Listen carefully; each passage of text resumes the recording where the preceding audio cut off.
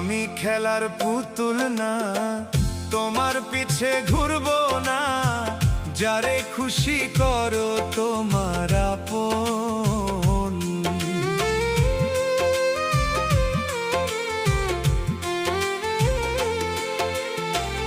আমি খেলার পুতুল না, তোমার পিছে ঘুরবো না, যারে খুশি করো তোমার আপন।